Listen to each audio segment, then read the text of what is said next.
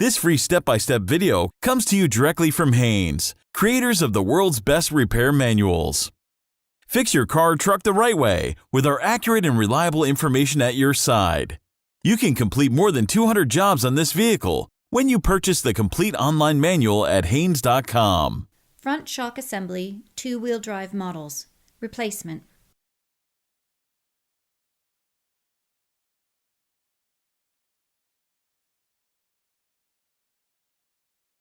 Open the door and pull the hood release lever located on the driver's side kick panel. Slide the hood safety latch to the left, then raise the hood upwards. Apply the handbrake. Chock the rear wheels to prevent the vehicle from rolling. Insert a screwdriver into the slot in the hubcap and pry the hubcap off. Loosen the front wheel lug nuts. Place a floor jack under the frame rail, raise the front of the truck, then support it with a jack stand placed under the frame rail in front of the floor jack. Remove the front wheel lug nuts and remove the wheel.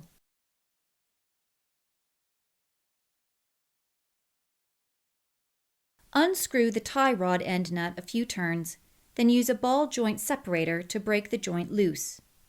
Remove the nut and separate the tie rod end from the steering knuckle.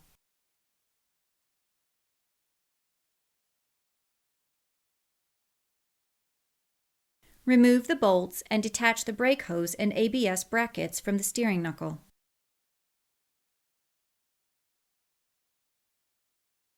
Unscrew the upper control arm ball joint nut a few turns, then use a ball joint separator to break the joint loose. Remove the nut, but be careful. The steering knuckle will want to fall down as the upper control arm may be sprung upward. Once disconnected, support the steering knuckle with the sturdy wire to prevent it from falling too far outward. While counter-holding the stud with another wrench, unscrew and remove the stabilizer bar link nut upper nut.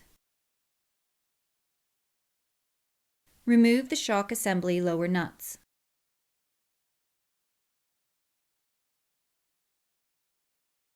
Remove the shock assembly upper mounting nuts.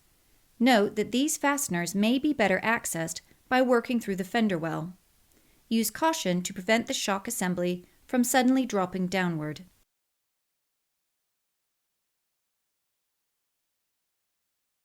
Pry down on the lower control arm to allow the lower shock studs to be freed from the lower control arm. Then carefully guide the shock assembly out of the fender well. Install the shock assembly into the fender well in the correct direction. Insert the upper studs through the vehicle frame, then pry the lower control arm downward and insert the lower studs. Install new shock upper mounting nuts.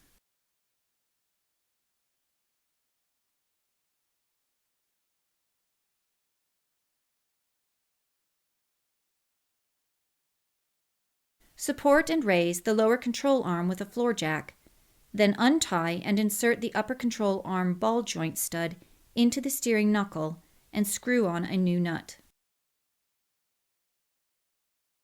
While counter-holding the stud, tighten the nut securely with a wrench at this stage. Remove the floor jack.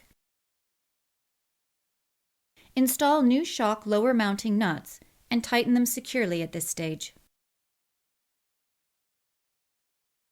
Install a new stabilizer bar link nut and tighten it securely at this stage. Insert the tie rod end ball joint stud into the steering knuckle and screw on a new nut. While counter-holding the stud, tighten the tie rod end ball joint nut securely. Tighten the tie rod end nut to the specified torque setting.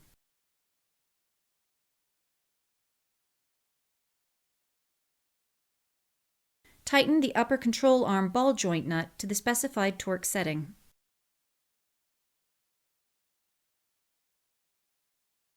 Tighten the stabilizer bar link upper nut to the specified torque setting.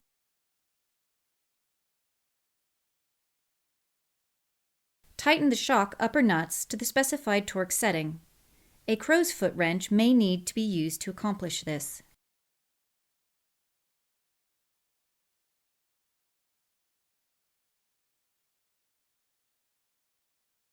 Tighten the shock assembly lower mounting nuts to the specified torque setting.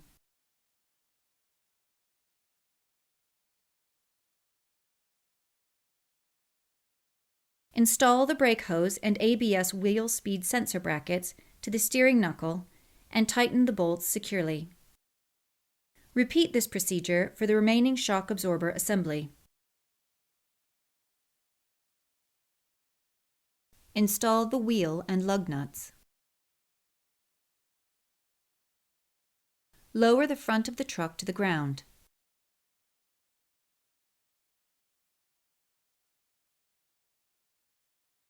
Tighten the wheel lug nuts to the specified torque setting.